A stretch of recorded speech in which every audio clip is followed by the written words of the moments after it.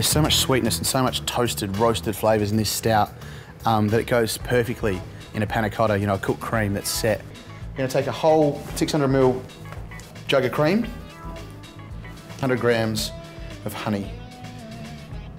So I'm going to roughly pour it, but you can measure it out. We just want to cook it till it bubbles away and the honey melts. So pretty simple. We have 800ml of panna cotta mixture once we add our stout to it. So for that, I'm going to use 8 leaves of gelatin. Just going to cover our gelatin leaves in water to bloom it. This is important because if you add it in to the hot liquid straight away, it won't set. 100ml of my Coopers Stout once the head's gone, so that's all right because that's about 100ml.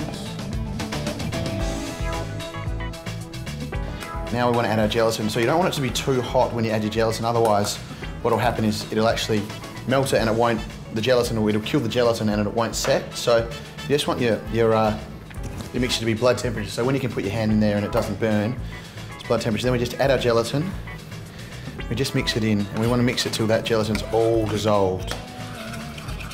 And now I'm just going to pour into a jug so it's a little bit easier to pour. Now I'm just going to put that into the fridge for at least about an hour, but you can do it a day before and it won't harm it at all. This dish has got that really toasty, roasted notes that needs a little bit of sweetness, and we're going to do that with some white chocolate mousse. So the first thing I need to do is melt some chocolates.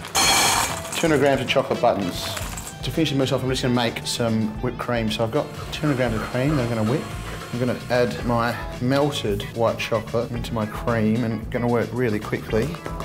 And now you just need to get that straight into a fridge to set. I'm just going to chop up our rhubarb to make a quick rhubarb garnish to finish off our panna cotta. So I'm just going to take a couple of stalks of this rhubarb. I don't need the whole bunch. I'm going to cook this down so it's quite soft, almost like a rhubarb compote.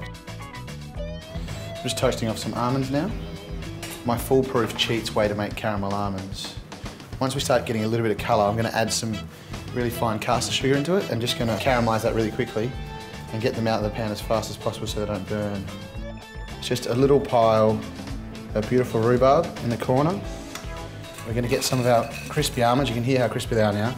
We're going to crunch them up in our hands. We're just going to place them next to the rhubarb.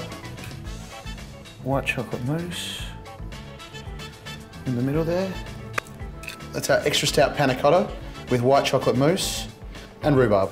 Thinking a little bit outside the square and thinking about how a beer tastes with all the sweetness in it, that molasses notes and that roasted flavour, it's perfect for desserts.